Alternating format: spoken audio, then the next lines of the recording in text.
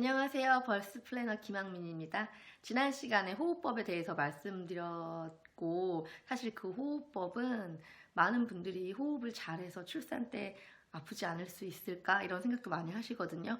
호흡법이 임신 전, 그러니까 임신 중, 임신 중에도 너무 좋고, 그다음에 출산한 다음에도 아주 좋은 영향을 주지만, 사실 정말 많은 분들이 출산 그 당일 있죠.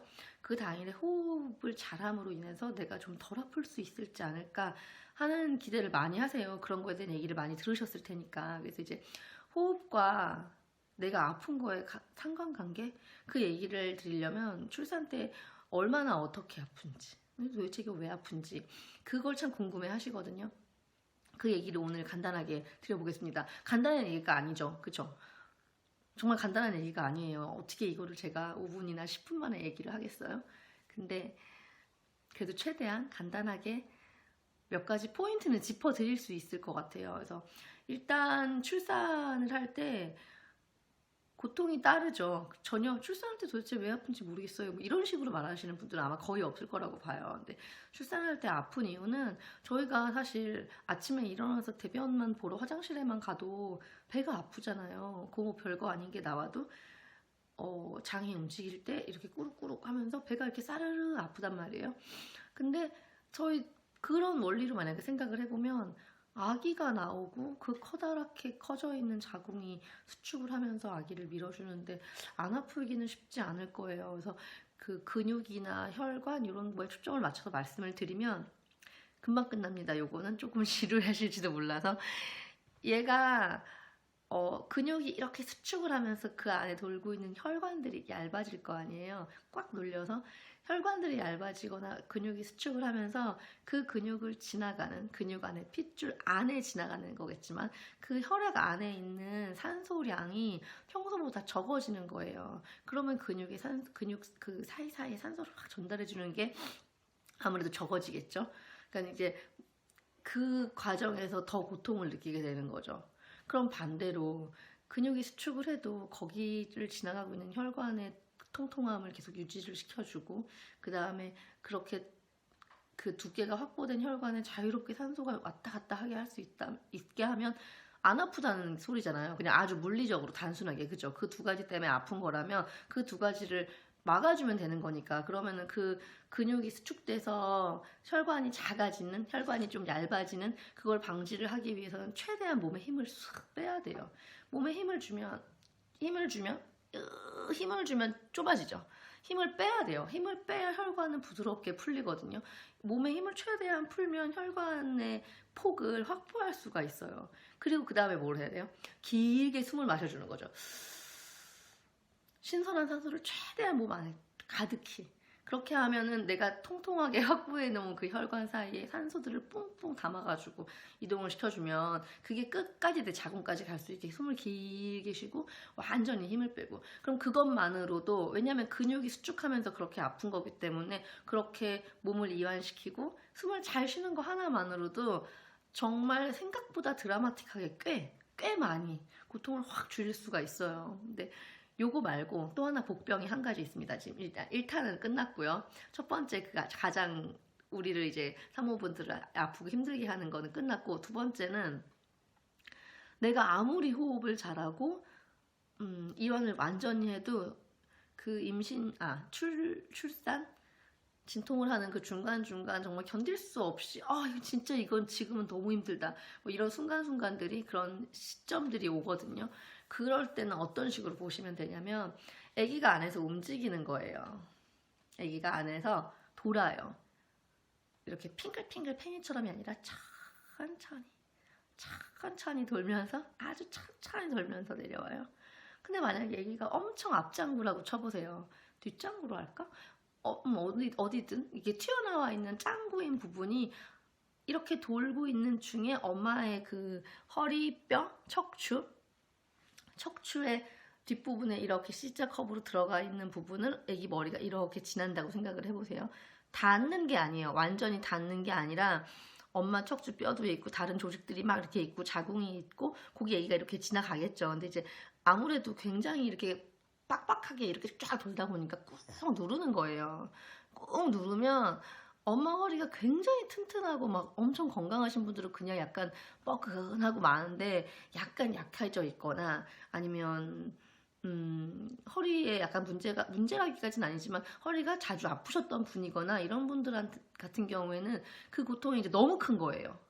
와 이러면서 이제 허리로 어르신들 말로 허리를 튼다 이렇게 얘기를 하는데 사실 허리를 튼다, 허리로 아이를 낳는다 이런 말을 정확히 원인이나 왜 그런 식으로 얘기하는지 모르면서 나도 허리로 낳잖아 이러면서 막 나누죠. 출산하고 난 동지들끼리 막 얘기를 할 때 너는 배로 낳냐 너는 허리로 낳냐 너는 배 아파서 낳냐 나는 허리파 이쪽은 배파 이렇게 막 나누죠. 그죠? 근데 사실 그런 게 있는 게 아니라 아닌 건 아니지만 꼭 그렇게 구분을 딱 나누는 것보다는 그렇게 아기가 지나가는 그 과정 중에 허리가 많이 아플 수도 있는 거고 머리 지나가면서 허리가 아팠는데 조금 있다가 또 애기 엉덩이 막 빵빵해. 애기 엉덩이가 유난히 빵빵해서 애기 엉덩이 훅 지나가서 또 아프고 이럴 수도 있거든요. 그래서 애기가 돌면서 애기의 움직임에 따라서 엄마의 자궁 그리고 자궁과 이렇게 밀접하게 딱 붙어 있는 다른 기관들 있죠. 다른 기관이나 뼈도 포함이 되겠죠. 그런 것들이 눌리거나 압박을 받으면서 아픈 거죠. 그럼 요것도 다행히 해결을 할 수 있는 게 해결까지는 아니지만 어느 정도 완화를 할 수 있는 게 내가 만약에 등 쪽으로 막 너무 많이 눌리고 아프다 이럴 때는 바로 누우면 훨씬 안 아플까요? 내가 여기 등이 눌리고 있는데 이렇게 누워있으면 바로 누워있으면 이쪽이 훨씬 안 아파질까요? 그게 아니죠. 여기가 만약에 등이 눌리고 있으면 몸을 이렇게 만약에 해줄 수 있다면 그쵸?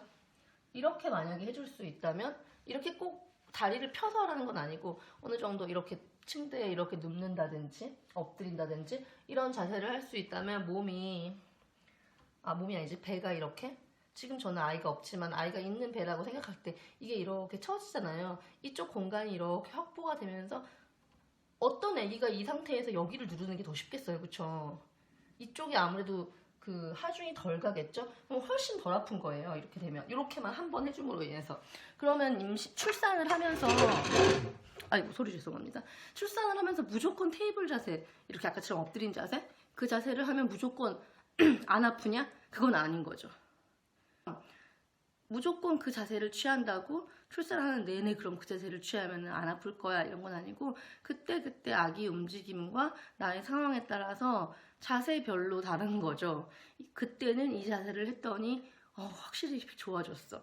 그리고 조금 지나니까 이 자세를 했더니 너무 아파 더 아파 좀 다른 자세를 취해야겠어. 그런 식으로 몸을 뒤치덕 움직이셔야 돼요. 그래서 그 강아지나 이런 저는 강아지 출산하는 걸 몇 번 봤거든요 실제로. 근데 직접 본 게 아니더라도 뭐 이렇게 다큐멘터리만 동물의 왕국 이런 데 보면은 그 동물들 출산하는 게 나온단 말이에요. 그런 걸 보면은 출산하는 동물들 특히 포유류 주로 이제 그런 데 나오는 건 포유류니까 포유류의 출산하는 장면을 보면 항상 그 친구들은 계속 꼬물럭꼬물럭 하면서 몸을 이렇게 뒹굴뒹굴 뒤치덕 하면서 이렇게 움직여요. 이리 뒹굴 저리 뒹굴 이러면서 막 이렇게 비비기도 하고 막 이렇게. 근데 사람은 그렇지 않죠. 별로. 사람은 침대에 누워있는 경우가 참 많죠. 그쵸? 근데 침대에 계속 누워만 있어야 하는 상황이라면 어쩔 수 없긴 한데 약간씩이라도 몸을 움직여 보는 게 좋아요. 옆으로 조금만 돌려본다든지 침대에 있어야 하기는 하지만 조금이라도 움직일 수 있는 그런 게 허용이 되면 잠깐 일어나서 침대 잡고 이렇게 서 계신다든지 아니면 침대를 등받이를 쫙 올리신 다음에 거기에 엎드려 보신다든지 그런 식으로 내가 움직이는 거에 대해서 두려움을 내려놓으세요. 움직여도 돼요. 움직여도 되니까 내려놓으시고 물론 움직이는 그 중에 움직이면 애기들이 더 잘 내려와요. 그러니까는 움직이니까 더 아플 때가 가끔 있거든요. 근데 그거는 안 좋아지거나 뭐가 이렇게 네거티브하게 그렇게 아픈 게 아니라 애기가 너무 확 으쌰 이러고 내려오다 보니까 이렇게 한번 살짝 이거야 이 정도? 이렇게 지나갈 수 있기는 해요. 근데 이제 그 순간순간을 두려워하지 마시고 움직이셔야 돼요. 움직여서 그렇게 한번 자리 딱 잡아주고 호흡하면은 그 다음 수축, 그 다음 수축은 되게 수월하게 지나가기도 하거든요. 아기도 느끼고 엄마도 이제 아기랑 같이 함께 편안한 자세를 맞추면서 그런 식으로 좀 합을 맞춰서 진행을 할 수가 있어요. 그래서 일단 가장 두 가지 움직이는 거에 대해 두 가지 장벽은 저희 병원의 시스템이죠. 일반적으로 병원에서 많이 나으시니까 베드에 침대에 딱 이제 누우세요 하고 이제 수액도 꽂고 태동 검사기도 좀 이렇게 상시로 채우는 곳도 있고 중간중간 채우는 곳도 있는데 이게 채워져 있으면 움직이기 되게 힘들거든요. 근데 만약에 계속 그래프 올라가고 있는 게 아니라면 잠깐 일어나시거나 옆으로 눕거나 이런 건 괜찮거든요. 그리고 수액 바늘 꽂혀져 있어도 그거 안에 주사가 이렇게 조금 이렇게 왔다 갔다 한다고 큰일 나는 그런 건 아니어서 잠깐 일어나시거나 뭐 살짝 엎드린다거나 그런 자세는 하실 수가 있어요. 그러니까 그런 거는 조금 이렇게 생각을, 관점을 고정적인 그런 관점에서 좀 이렇게 벗어나 보시는 필요가 있고요. 그리고 두 번째는 사실 엄마가 무서워해요. 선생님 움직여도 돼요? 지금요? 저보고요? 움직이라고요? 뭐 이런 거? 그런 거에 대해서도 생각을 바꿔보실 필요가 있어요.